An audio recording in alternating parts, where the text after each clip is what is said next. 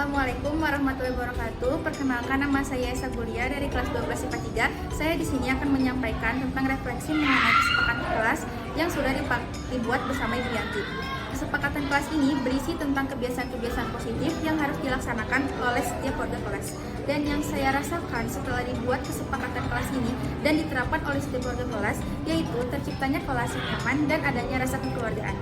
Dan kedepannya, melalui penerapan kesepakatan kelas ini, saya yakin akan semakin banyak budaya-budaya positif lainnya yang akan tercipta di sekolah kami. Sekian dari saya. Wassalamualaikum warahmatullahi wabarakatuh.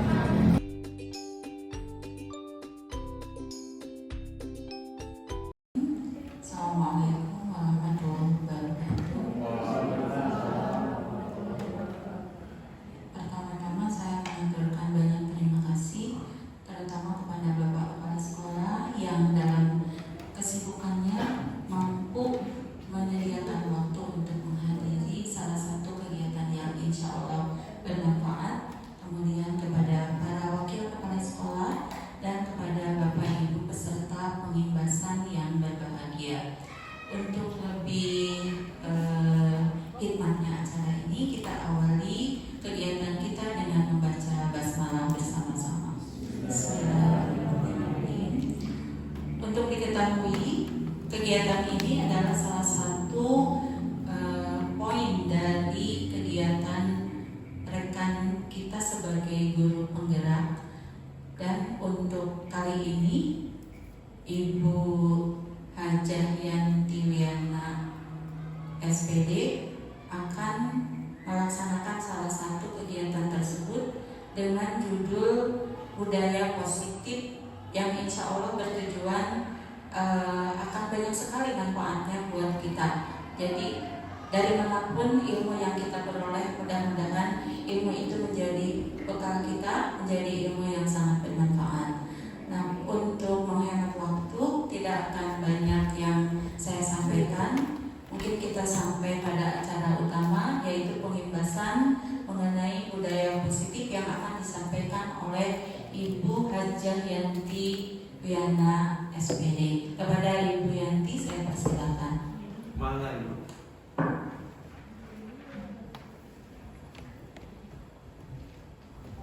Bismillahirrahmanirrahim. Assalamualaikum warahmatullahi wabarakatuh. Terima kasih Bapak Kepala yang telah mengizinkan saya berdiri di sini. Begitu pula Bapak Ibu, terima kasih atas kehadirannya pada kegiatan pengimbasan ini. Apa kabar Bapak Ibu? Alhamdulillah. Alhamdulillah, semoga kita semua selalu ada dalam keadaan sehat walafiat. Izinkan saya berdiri di sini bukan berarti saya lebih tahu dari Bapak Ibu. Saya berdiri di sini pertama karena memang adalah tugas. Yang kedua adalah saya juga dalam rangka belajar Bapak Ibu ya, belajar bicara di hadapan Bapak Ibu, belajar juga menyampaikan materi yang mungkin saya juga masih dalam tahap belajar. Ya. Nah di sini izinkan saya untuk menyampaikan salah satu alur dari pola pembelajaran merdeka, yaitu yang terakhir, aksi nyata dari modul 1.4 yang merupakan modul yang dipelajari di pendidikan calon guru penggerak ini. Nah, di sini yang akan saya sampaikan adalah budaya positif. Budaya positif ini lahir atau berlandaskan pada teori kontrol yang dikembangkan oleh seorang ahli bernama Dr. William Glasser. Nah, di sini saya sendiri adalah Yanti Wiana, calon guru penggerak angkatan 5 dari sekolah tercinta perwakilan. Nah, teori kontrol ini lahir dari adanya perubahan paradigma atau yang merupakan stimulus respon. Nah, sekarang di hadapan Bapak Ibu berpasangan ada kertas ya. Ini anggap kertas ini adalah sesuatu yang paling berharga buat Bapak Ibu. Kemudian Bapak Ibu genggam ya kertas ini, pasangan sama Marikit ya. Bapak Ibu genggam, anggap ini adalah sesuatu yang berharga buat Bapak Ibu. Nah kemudian temannya yang lain mencoba merayu, membujuk supaya membuka. Nah coba saling berinteraksi, silakan.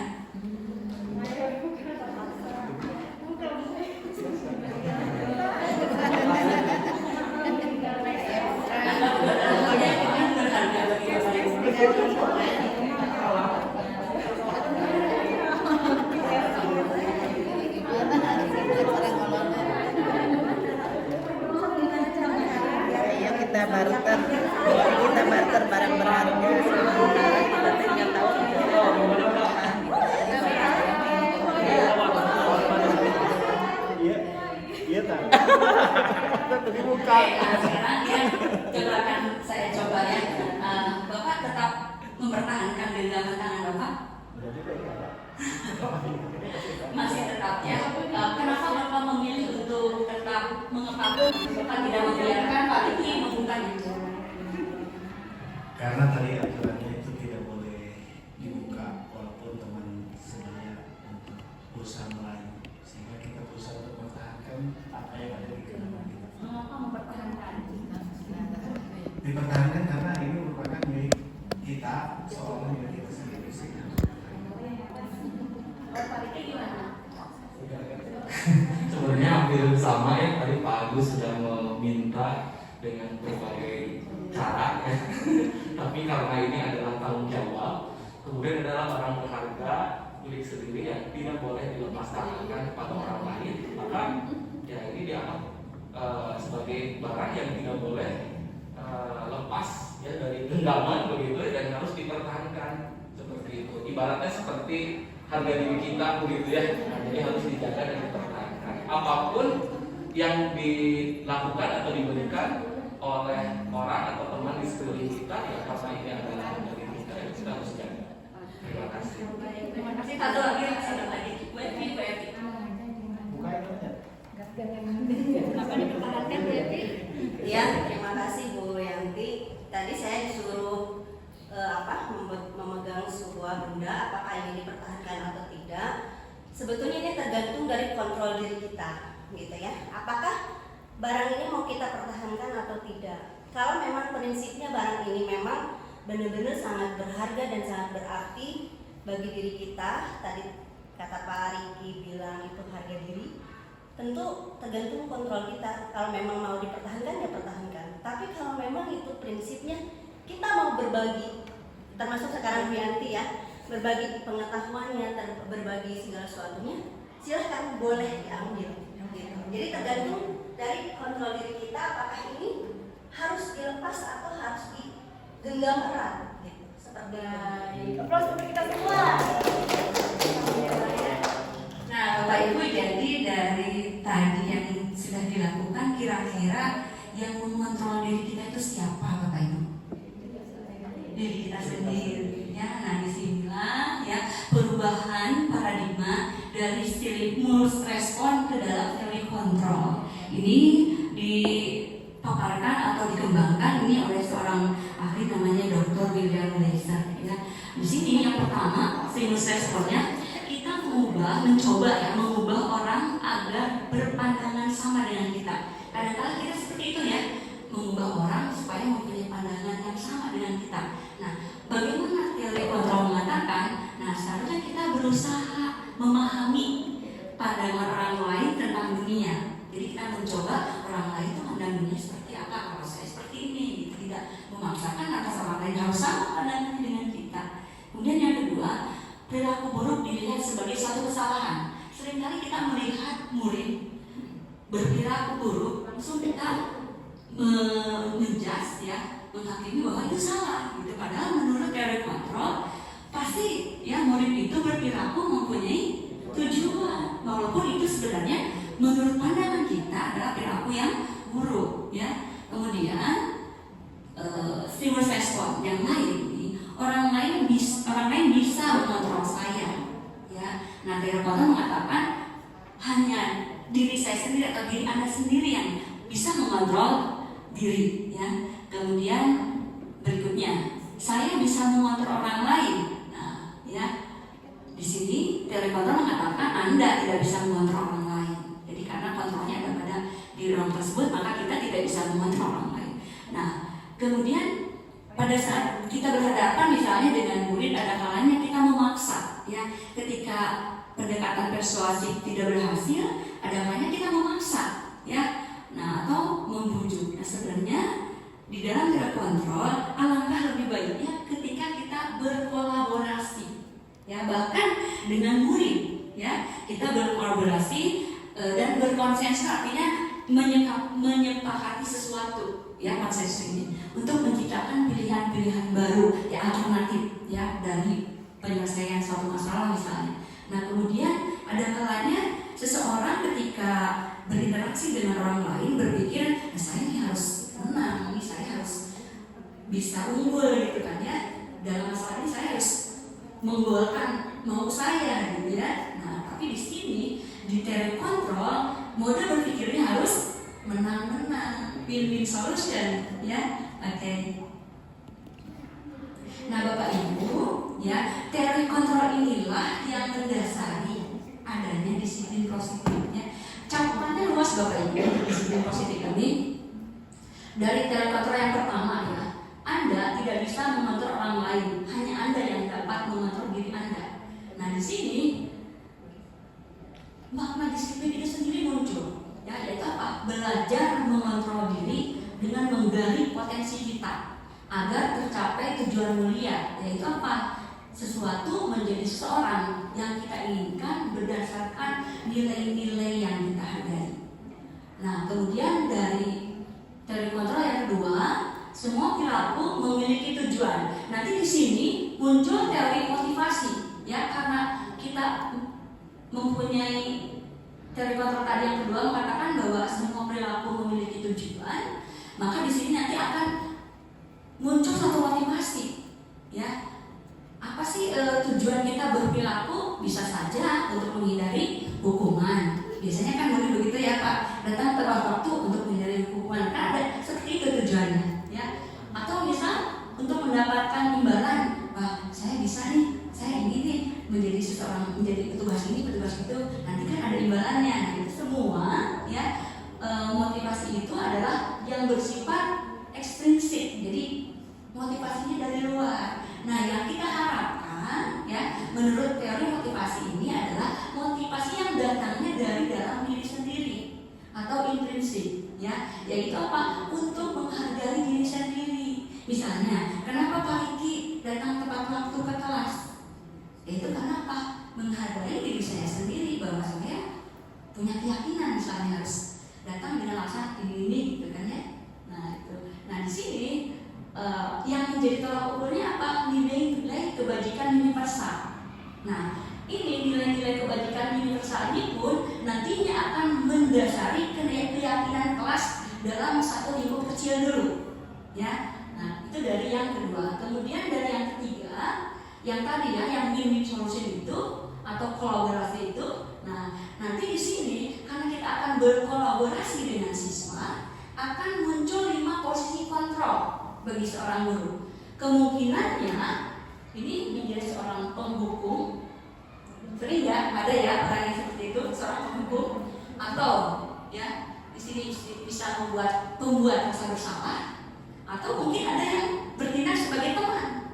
Kadang kita melihat sangat akrab gitu ya guru dengan muridnya. Nah itu berada di posisi kontrol sebagai teman atau pemantau. Nah ini yang paling ideal ya. Posisi kita sebagai guru adalah sebagai manajer, baik ini di sekolah ataupun kita pribadi di rumah. Kontrol manajer inilah yang sebaiknya kita laksanakan. Nah di sini seorang manajer itu akan menjalankan atau menyelesaikan permasalahan melalui sebuah tahapan yang namanya segitiga restitusi. Nah ya, ini nanti tahapannya ada ya di slide berikutnya. Ini adalah garis besarnya saja dulu. Nah kemudian di terakhir ya, di teori kontrol yang terakhir analitas kurang kebaca ya. Setiap orang memiliki gambaran yang berbeda. Nah setiap orang memiliki gambaran yang berbeda ini pasti di sana didasari oleh kebutuhan dasarnya. Alasan mengapa si A si B melakukan sesuatu itu mungkin saja ada kebutuhan yang belum dipenuhi. Misalnya ini ketika ada anak yang mengganggu temannya yang sedang makan gitu ya. Nah itu sebenarnya dia tidak bawa bekal, lapar ya, sehingga berusaha untuk memenuhi kebutuhan dasarnya, yaitu ingin survive ya atau bertahan hidup ya. Kemudian kebutuhan dasar yang lain bisa adalah penguasaan, kasih sayang, kesenangan, atau kebebasan. Nah ini secara umum ya yang akan saya sampaikan di sini Bapak Ibu, peta konsepnya seperti ini. Ya. Nah kita sekarang mencoba untuk membangun sebuah budaya disiplin positif. sebenarnya menurut Bapak Ibu disiplin itu apa ya? Di luar dari ini, menurut pandangan Bapak Ibu sendiri. Bapak Ibu ada disiplin itu apa sih? Disiplin itu sesuai dengan aturan. Sesuai dengan aturan. Jadi ada Bapak mungkin Pak, kalau menurut Bapak disiplin itu apa Pak? Kalau menurut saya disiplin itu adalah bertingkah laku baik untuk kepentingan dirinya dalam rangka menjadi orang yang bermanfaat bagi orang lain. Jadi tidak menyusahkan orang lain, itu disiplin menurut saya. Baik, terima kasih Bapak. Oke. Sebenarnya apa sih ya arti kata disiplin? Nah, sebenarnya disiplin ini berasal dari bahasa Latin, ya, yaitu disiplina, yang artinya belajar, Bapak Ibu. Ya, belajar arti sesungguhnya itu. Nah, ini juga ya berkonotasi dengan murid-murid dari Socrates dan Plato yang mengatakan ini, disiplin itu membuat orang menggali potensi dirinya menuju sebuah tujuan yang dihargai. Ya, jadi disiplin itu menggali potensi dirinya menuju sesuatu tujuan yang dihargai. Namun ya, dalam budaya kita, dalam anggapan banyak orang di kita, di negara kita, ya, mengaku disiplin telah berubah menjadi sesuatu yang dilakukan seseorang pada orang lain untuk mendapatkan kepatuhan. Ya, biasanya begitu kan ya Bapak Ibu ya. Jadi disiplin itu dilakukan seseorang pada orang lain untuk mendapatkan kepatuhan. Kecenderungan umum adalah menghubungkan kata disiplin dengan ketidaknyamanan, dengan hukuman, ya. Nah, mari kita coba mengubah paradigma ini. Ya, selain tadi yang saya sampaikan bahwa disiplin ini adalah belajar, ya, lalu mencapai tujuan, ya, yang kita hargai. Nah, disiplin juga mempelajari bagaimana cara kita mengontrol diri, Bapak Ibu. Dan bagaimana menguasai diri untuk memilih tindakan yang mengacu pada nilai-nilai yang kita hargai agar tercapai tujuan mulia yang diinginkan. Ya, seseorang memiliki disiplin diri berarti mereka bisa bertanggung jawab terhadap apa yang dilakukannya. Ya, jadi betul tadi ya, disiplin itu bisa juga merupakan tanggung jawab ya Pak ya. Ketika Bapak tepat waktu ke sekolah itu adalah tanggung jawab saya. Ya. Nah, sebagai pendidik, tujuan kita adalah menciptakan anak-anak yang memiliki disiplin diri sehingga mereka bisa berperilaku dengan mengacu pada nilai-nilai kebajikan universal. Nah, nilai-nilai kebajikan universal ini tidak hanya terpaku pada kita sebagai mayoritas muslim, tetapi ini memiliki lintas ini gitu ya, lintas agama, ini bersifat universal ya. Jadi di sini siswa diharapkan memiliki motivasi intrinsik yang datang dari dalam dirinya sendiri ya ketika melakukan satu hal kedisiplinan, bukan motivasi dari luar ya, seperti tadi misalnya takut dihukum dan sebagainya. Nah, kemudian di sini teori motivasi yang tadi, yang dari semua perilaku memiliki tujuan ya. Tadi yang dari teori kontrol yang kedua dari William Glasser, semua perilaku memiliki tujuan. Nah, di sini muncul teori motivasi ya, yang merupakan motivasi eksternal dan eksternal. Ada dua ya. Pertama bisa tadi ya menghindari hukuman, yang kedua mendapatkan imbalan. Nah, yang merupakan tujuan dari disiplin positif ini motivasinya harus datang dari diri sendiri atau internal Bapak Ibu ya, yaitu apa? Untuk menghargai diri sendiri. Jadi tujuan ini kita menegakkan disiplin ya, atau motivasinya datang dari dirinya sendiri. Tujuannya apa? Untuk menghargai, belajar siswa itu bagaimana dia nantinya bisa menghargai dirinya sendiri. Ya, jadi nanti siswa itu harus ada satu satu pemikiran ya. Saya akan menjadi orang seperti apa bila saya melakukannya gitu. Jadi datangnya itu dari dalam dirinya sendiri. Nah, itu dari teori motivasi ya. Nah tadi yang datangnya dari sendiri untuk mengontrol, untuk menghargai diri, menghargai diri sendiri, ya. Yang tadi motivasi eksternal ini, nah internal, motivasi internal yang merupakan tujuan disiplin positif ini mengacu pada nilai-nilai yang dihargai. Nah, yang seperti apa? Nah, ini ada nih. Nah, ini ya, nilai-nilai kebajikan secara universal. Ya. Nah, ini jadi nilai kebajikan itu apa? Sifat-sifat positif manusia yang merupakan tujuan mulia yang ingin dicapai oleh setiap individu. Ya, nah ini nilai kebajikan tersebut bersifat universal, ya, lintas bahasa, suku bangsa, agama maupun latar belakang. Jadi tidak karena kita misalnya mayoritas Muslim selalu menyampaikan ajaran-ajaran agama kita tidak juga seperti itu. Bisa juga kita mengambil yang sifatnya universal sehingga lintas agama, ya. Nah, setiap perilaku atau perbuatan itu memiliki tujuan dalam teori kontrol yang tadi, ya. Nah, dengan mengaitkan nilai-nilai kebajikan yang diyakini seseorang, maka motivasi intrinsnya itu akan terbangun, ya. Nah inilah ya yang menggerakkan motivasi dalam diri seseorang, ya, agar dapat mencapai tujuan yang diinginkan. Nah, tujuan peserta didik kita atau murid-murid kita sudah jelas, ya, yaitu apa? Menuju pada profil pelajar Pancasila, yaitu beriman, bertakwa pada Tuhan Yang Maha Esa, berakhlak mulia, mandiri, bernalar kritis, berkebinekaan global, bergotong royong dan kreatif. Jadi itu merupakan motivasi eksternal yang kita harap muncul dari para peserta ini. Nah, sekarang untuk membangun satu budaya menjadi satu budaya yang luas, ya, mulainya kita dari lingkup kecil dulu, ya, dari lingkup kecil, dari satu keyakinan kelas yang awalnya dari kesepakatan kelas menjadi satu keyakinan kelas, ya.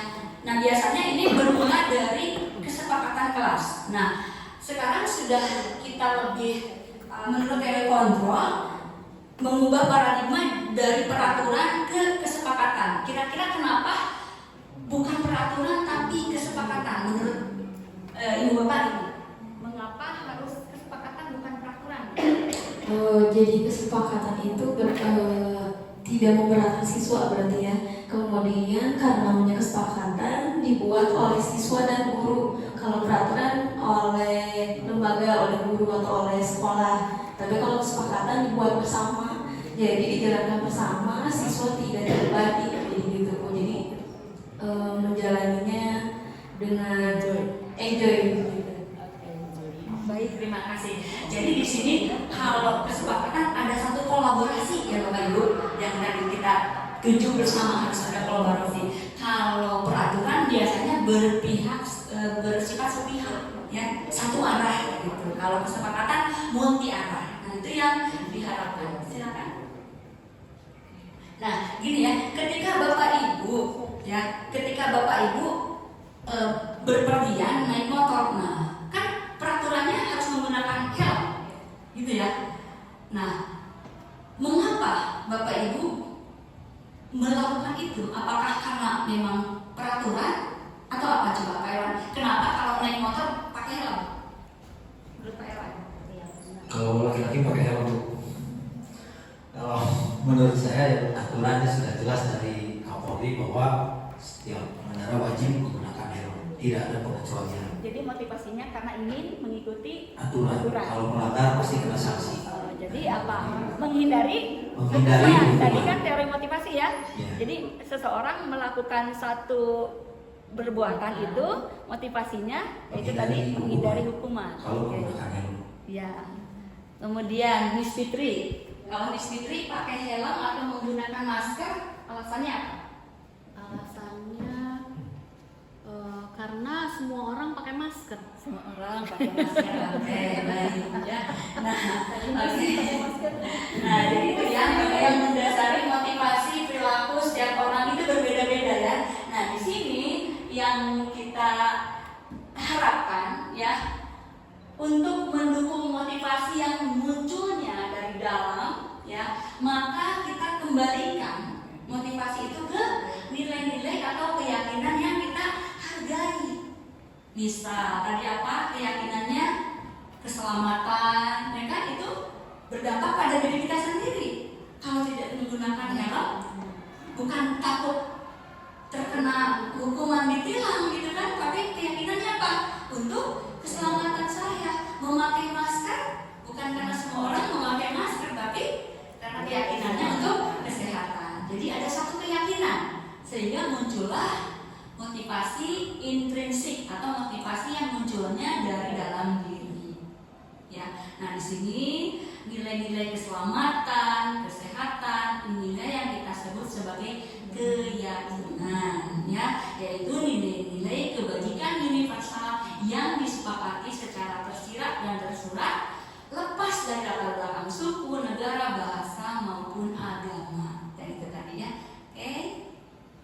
Nah, Bapak Ibu, ini ada kesepakatan kelas nih, ya, mana yang di sana ada satu keyakinan, tersirat suatu keyakinan. Kalimat yang mana? Tersirat satu keyakinan. Tadi kan bisa keselamatan, kesehatan, keyakinan itu.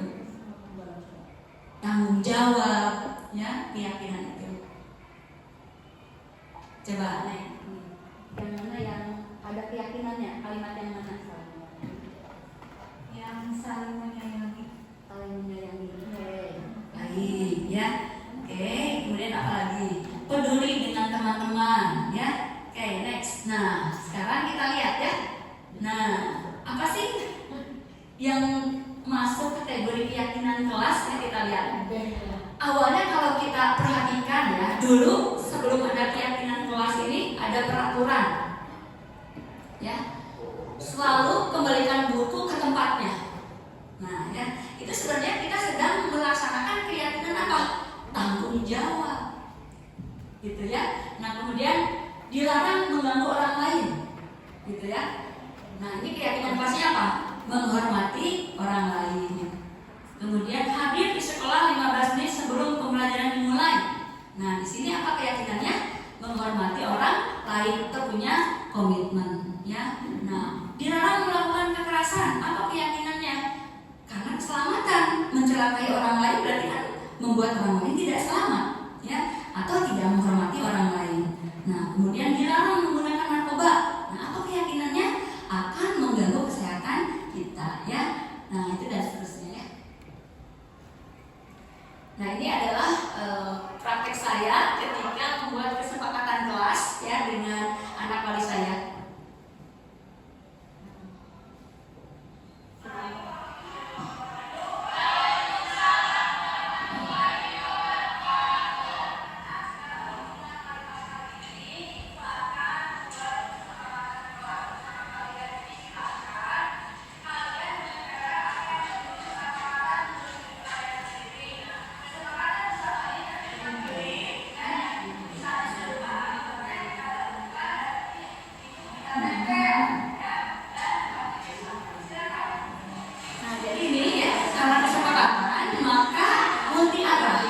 Dari seluruh anggota kelas, ya, menyampaikan kesepakatannya seperti apa, misalnya mendengarkan ketika orang sedang berbicara, atau apalagi bisa menjaga kebersihan, gitu ya. Itu semua disepakati bersama. Jadi bukan lagi peraturan kelas, ya, tapi kesepakatan kelas, karena lebih sifatnya kolaborasi, ya, dengan semua warga kelas. Oke, lanjut. Nah, ini foto-fotonya, ya, mulai dari menempelkan, kemudian disusun, ya, kemudian dihias supaya lebih terlihat menarik, ya, bagi anak-anak. Ini adalah hasil karya dari anak-anak kelas 12 IPA 3. Nah, ini, ya, disiplin positif kesepakatan kelas 12 IPA 3. Ini yang sudah. Nah, ini bagaimana tanggapan siswa ketika mereka diberi kesempatan untuk melakukan kesempatan kelas. Assalamualaikum warahmatullahi wabarakatuh. Perkenalkan, nama saya Sabudia dari kelas 12 IPA 3. Saya di sini akan menyampaikan tentang refleksi mengenai kesempatan kelas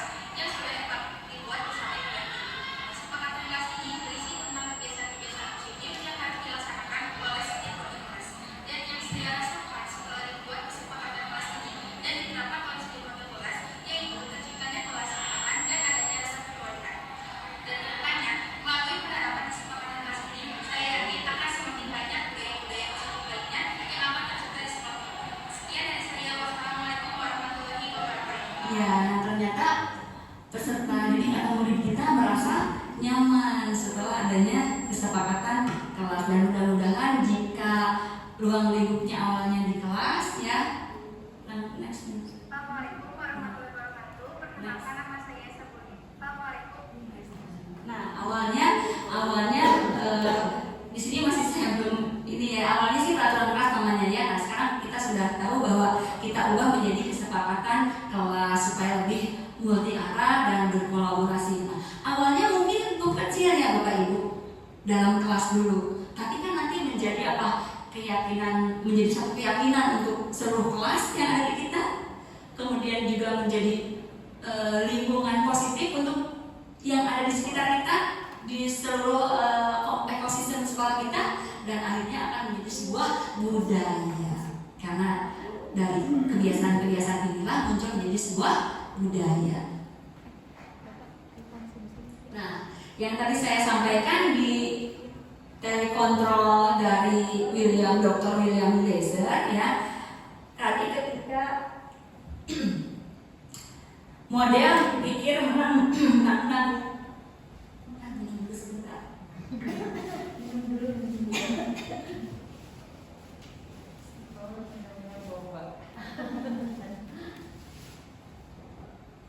dari Bu.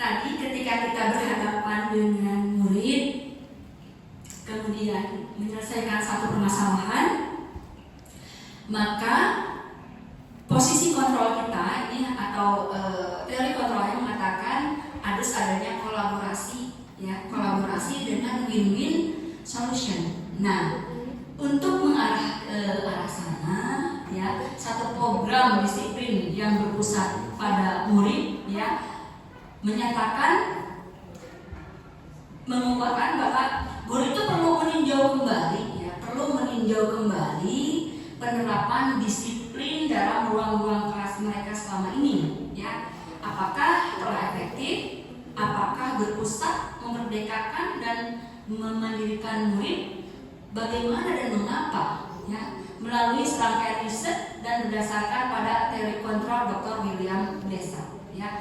Nah, Gosen inilah yang melahirkan 5 posisi kontrol bagi guru, yaitu yang pertama bisa sebagai penghukum, pembuat rasa bersalah, teman, pemantau, dan manajer.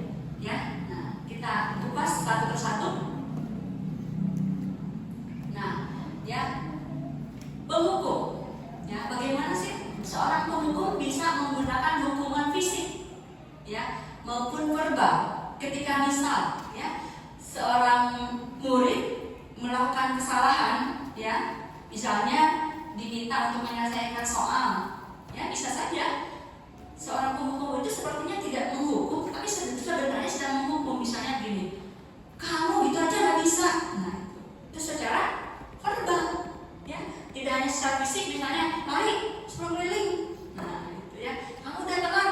Nah, itu ciri-ciri penghukum, ya, bisa menggunakan hukuman fisik maupun verbal, ya. Nah, ini biasanya orang-orang yang berada di posisi penghukum ini senantiasa mengatakan bahwa sekolah memerlukan sistem atau alat yang dapat lebih menekan murid, ya, supaya patuh, supaya ikut aturan.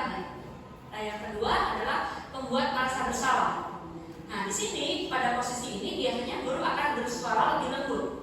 Nah, ya, ini sering saya juga di beberapa kali karena belum tahu ilmunya, ya, Bapak Ibu, pernah berada di posisi ini. Misalnya gini, kenapa sih kalian tega? Padahal kan ibu sudah baik sama kalian. Selama ini ibu nggak pernah pelit nilai, tapi kok kalian kenapa mencontek? Ya, jadi murid itu merasa bersalah dan mempunyai paradigma atau penilaian buruk terhadap dirinya. Wah, saya sudah mengecewakan, saya mencontek dan sebagainya. Ya, sepertinya bersuara lembut gitu ya Bapak Ibu, bersuara halus, tapi itu menyampaikan pesan negatif sebenarnya. Gitu, ya. Nah, ini yang ketiga adalah posisi teman. Nah, ini sering kali kita melihat banyak, ya, para guru berada di posisi teman. Nah, pada posisi teman ini biasanya guru itu tidak menyakiti murid, ya, namun akan tetap berupaya mengontrol murid melalui persuasi. Nah, posisi teman pada guru ini bisa negatif, bisa positif. Kalau positif itu akan menjalin satu kolaborasi, akan ada rasa suka. Nah, tapi negatifnya mungkin si murid tersebut akan adanya ketergantungan. Ya, kalau nggak sama ibu itu mah aku nggak mau. Nah, itu mungkin akan terjadi seperti itu sisi negatifnya. Ya, oke.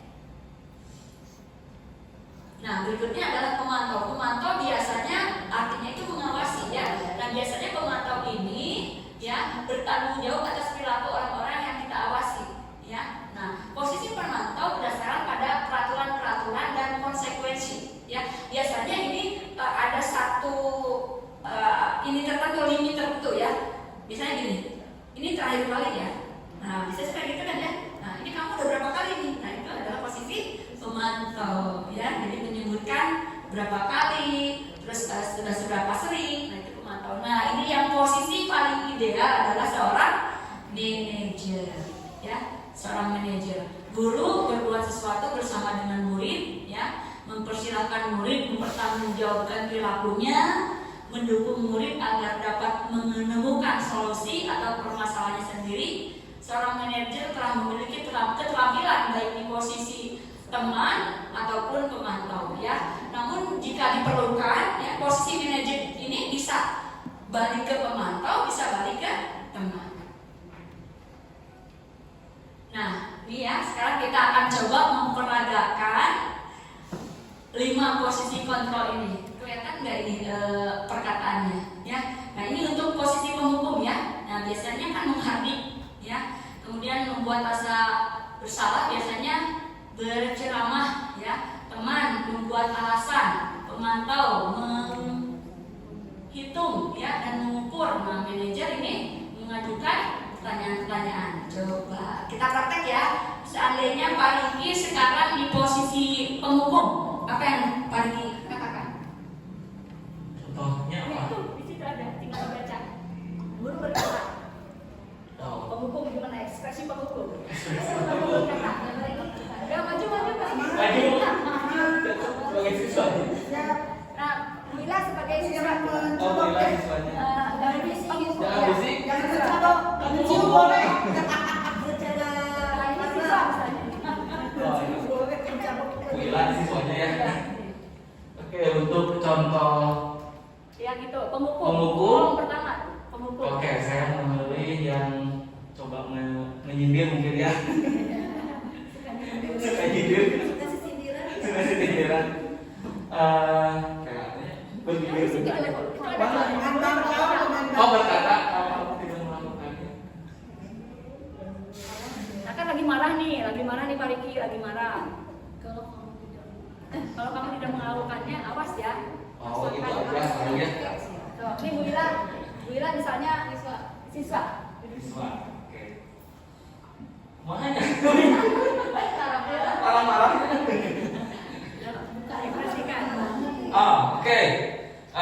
Bapak kan kemarin sudah menyuruh untuk membawa alat dan bahan praktikum, ya.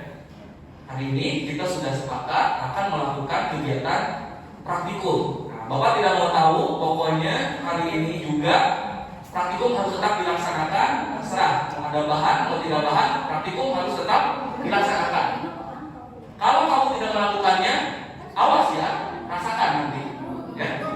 Terima kasih. Terima kasih Pak Riki. Oke, langsung lagi. Berikutnya, kalau membuat orang merasa bersalah, biasanya bersuara halus, lembut gitu. Coba Bu Imas praktekkan coba.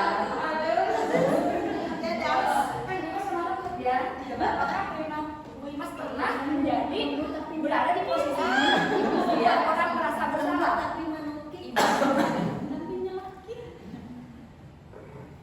Minggu lalu kita sudah sepakatkan bahwa hari ini kita akan melaksanakan presentasi. Tapi kenapa ya? Ibu lihat setiap kelompoknya belum siap. Nah, ini ada apa nih? Silahkan kalian bertanya ke diri sendiri. Pokoknya apa yang menyebabkan hari ini kalian tidak siap presentasi? Oke, baik, terima kasih. Apakah sudah terlihat seperti membuat merasa bersalah? Tidak, belum ya. Coba Bu Putri. Ini gue banget.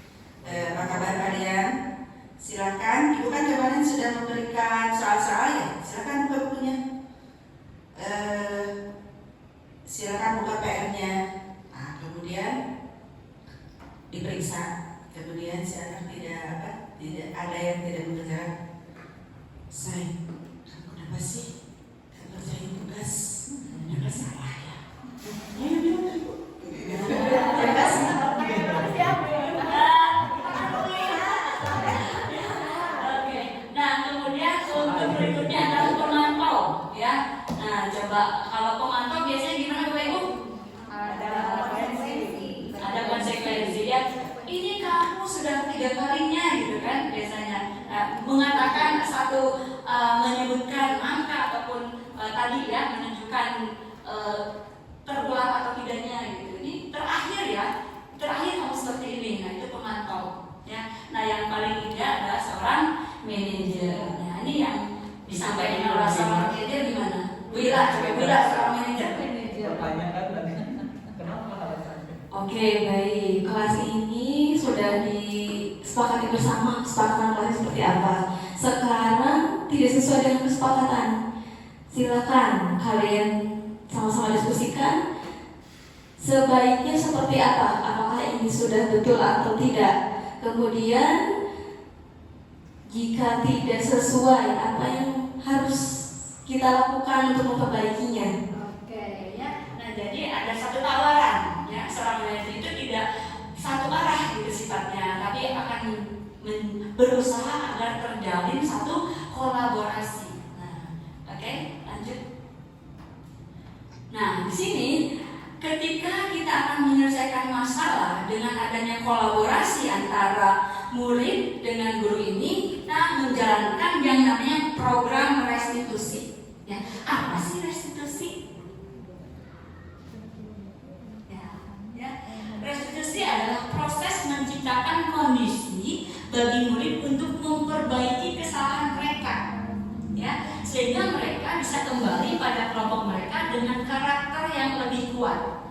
Restitusi juga merupakan proses kolaboratif yang mengajarkan murid untuk mencari solusi untuk kesalahan mereka dan membantu murid berpikir tentang orang seperti apa yang mereka inginkan, yang mempunyai tujuan mulia, dan bagaimana mereka harus memperlakukan orang lain. Nah, teori restitusi ini digagas oleh seorang ahli namanya Gosen. Nah, restitusi ini memiliki ciri-ciri. Yang pertama, bukan untuk menebus kesalahan, namun untuk belajar dari kesalahan. Ya, ciri yang pertama. Kemudian yang kedua, memperbaiki hubungan. Yang ketiga, sifatnya tawaran, bukan paksaan. Kemudian restitusi lebih menuntun untuk melihat ke dalam diri, mencari kebutuhan dasar yang mendasari tindakan. Kemudian restitusi diri adalah cara yang paling baik, yang berfokus pada karakter bukan tindakan, dan fokus pada solusi sehingga mengembalikan murid yang berbuat salah pada kelompoknya. Ini ciri-ciri restitusi.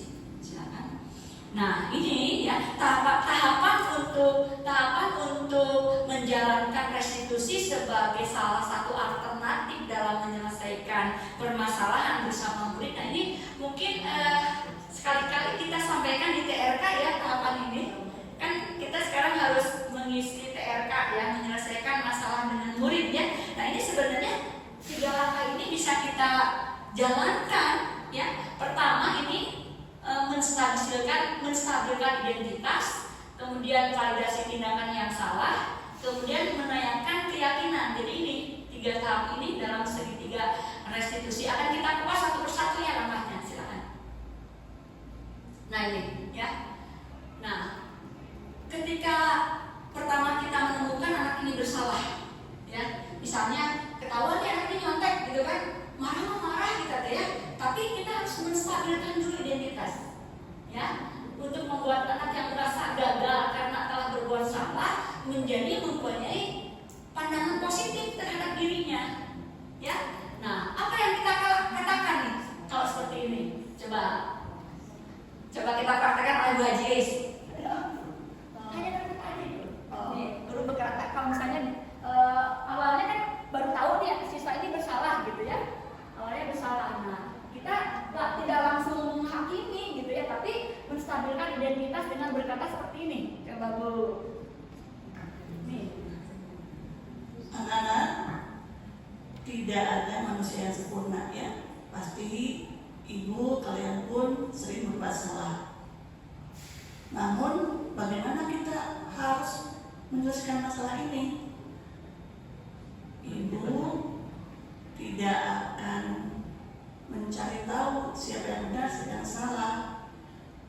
Tapi bagaimana kita sama-sama menyelesaikan masalah kita. Jangan sampai terulang kembali. Terima Nah, kasih. ya, terlihat terdengar ada satu kolaborasi ya. Jadi tidak langsung menyalahkan ya, tidak langsung menjudge gitu ya, menghakimi, tapi adalah menstabilkan dulu identitas bahwa kesalahan itu sesuatu yang wajar karena semua orang juga pernah melakukan kesalahan. Next. Nah, ini ya. Setelah itu tahapan berikutnya adalah validasi kebutuhan. Ya.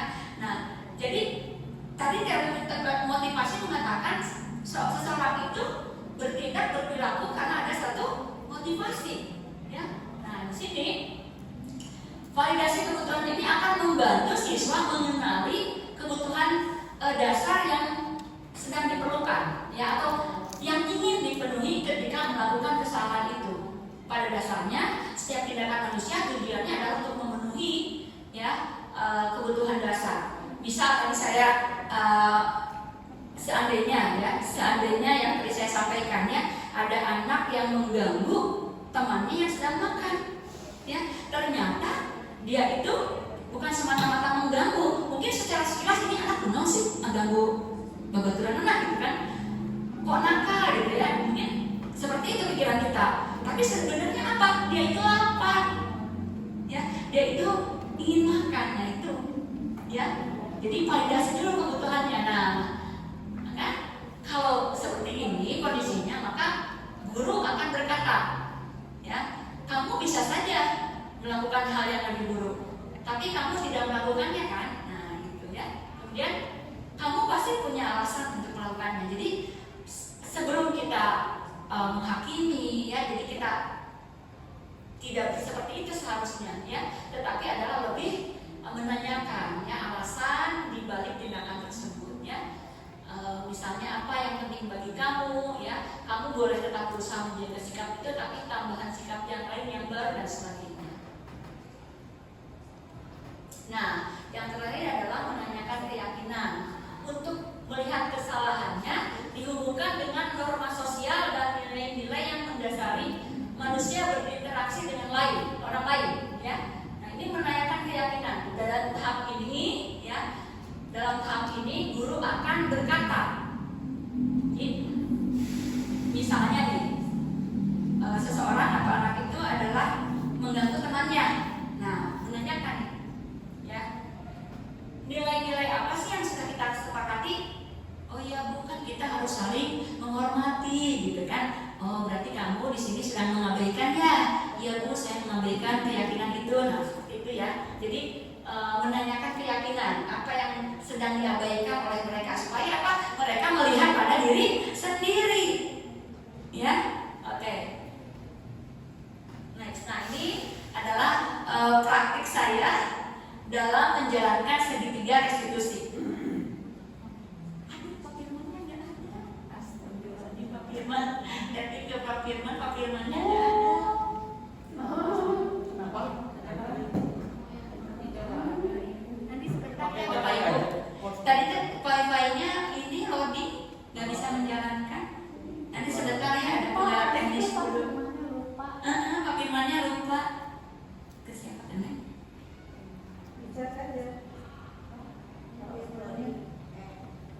Nah, alhamdulillah. Yang pertama dulu.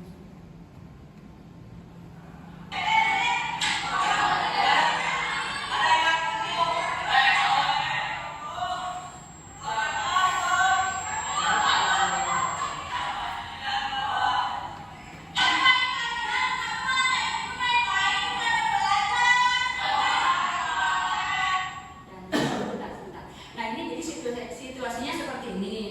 Jadi anak-anak itu mau olahraga, ya, bola voli. Nah, ceritanya mereka itu bermainnya malah di kelas gitu. Jadi si bola volinya terkena ke temannya.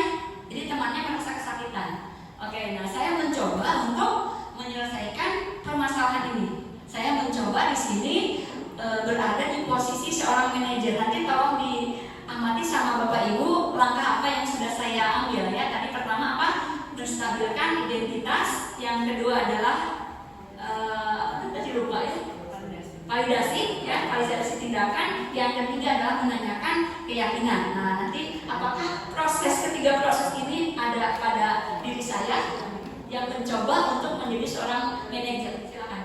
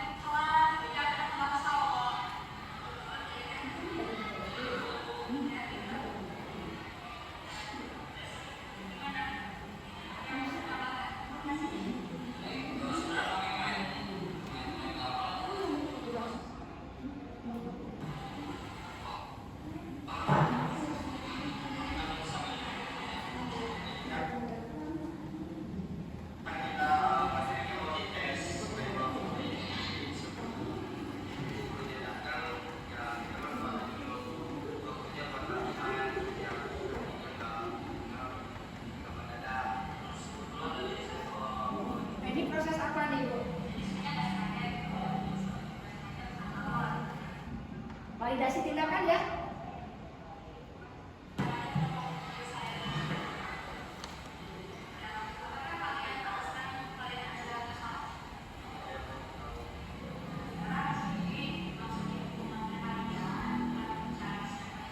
Nah, itu apa tuh? Tindakan apa tuh? Bukan mencari siapa yang salah, tapi apa? Menstabilkan densitas ya.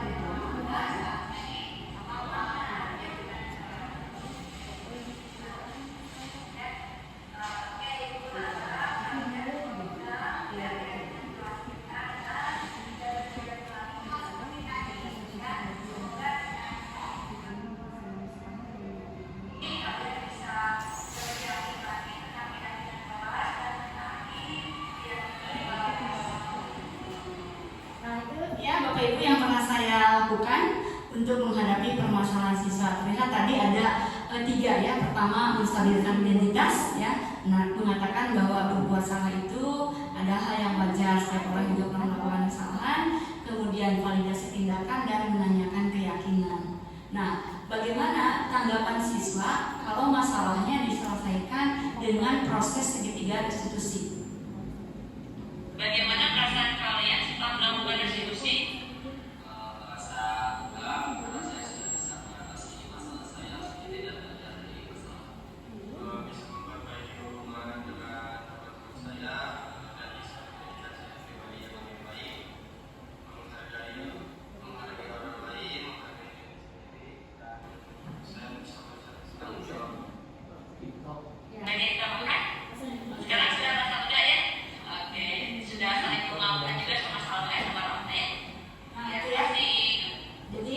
Mengembalikan ya murid menjadi pada kesadaran sendiri. Jadi motivasinya muncul dari dalamnya ya, bukan karena motivasinya karena takut sama guru atau apapun, tapi semata-mata mengembalikan pada nilai-nilai kebajikan.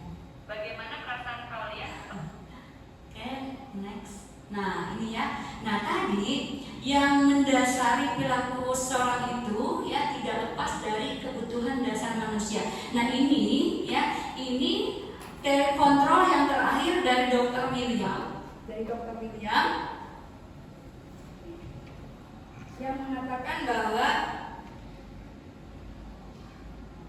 kebutuhan dasar ya berada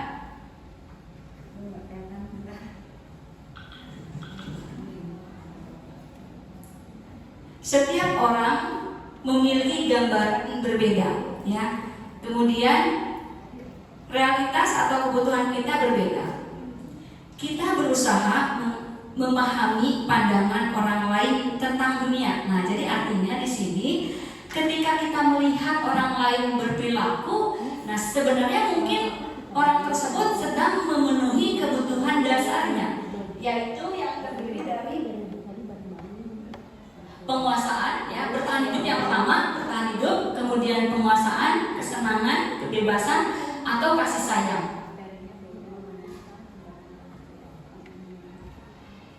Nah, dia kebutuhan bertahan hidup, kebutuhan yang bersifat fisiologis untuk bertahan hidup, misalnya kesehatan, rumah, makanan, dan lain sebagainya, seperti tadi ya yang saya pernah sampaikan berkali-kali. Nah, salah satu alasan siswa misalnya mengganggu teman yang sedang makan siang bersama itu karena salah satu adalah kebutuhan untuk bertahan hidup, jadi merasa lapar sehingga mengganggu temannya, meminta makanan dan sebagainya.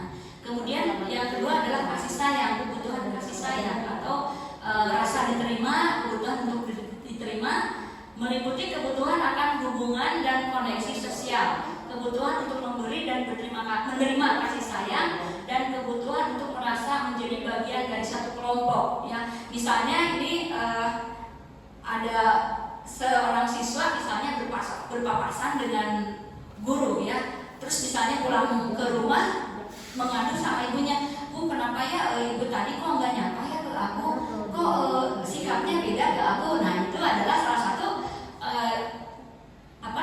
satu kebutuhan dasar, itu apa?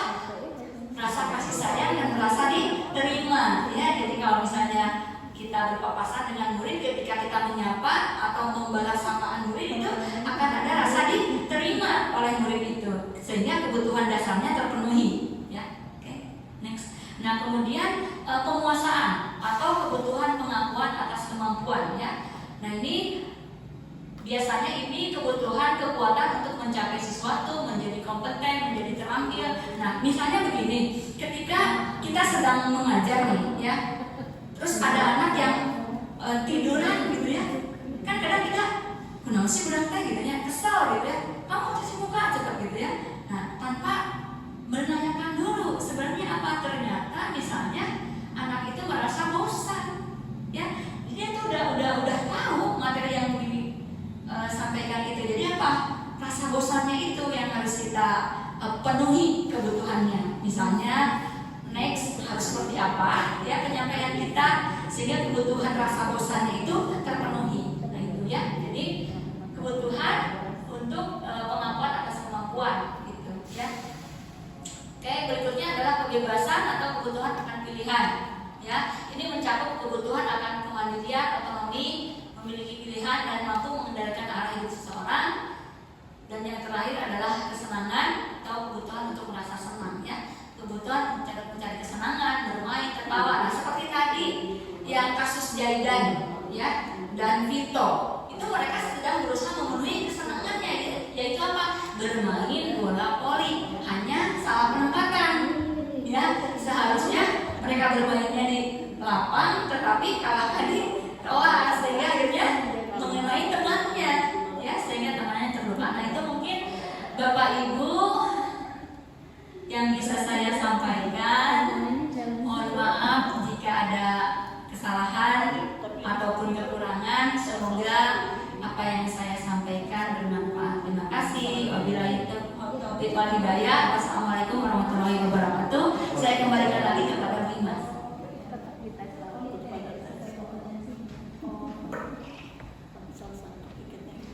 Ya, alhamdulillah, tahap demi tahap sudah kita lalui kegiatan kita.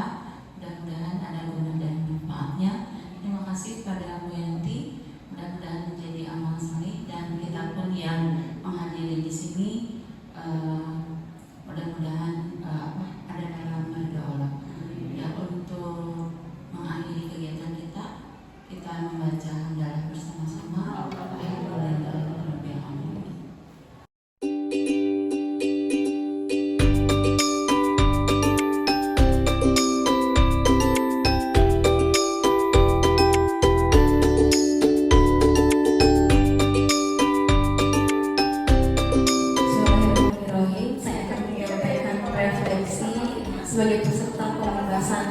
yang ditemui Wiyanti. Banyak sekali informasi yang sebenarnya perlu diketahui guru ya, karena banyak permasalahan yang terjadi di kelas.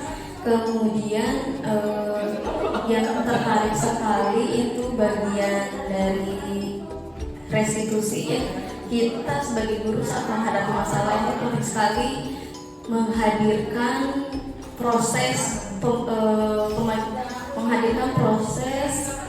dalam memperoleh solusi. Jadi setelah masalah itu enggak kehakikan dan sebagainya, ternyata ada tahapan baik yang perlu dicapai untuk mencapai suatu solusi yang menghadirkan nilai-nilai kebajikan yang baik yang anak lupakan gitu ya, dan hasilnya kembali lagi pada kesadaran anak tentang nilai kebajikan tertentu gitu ya.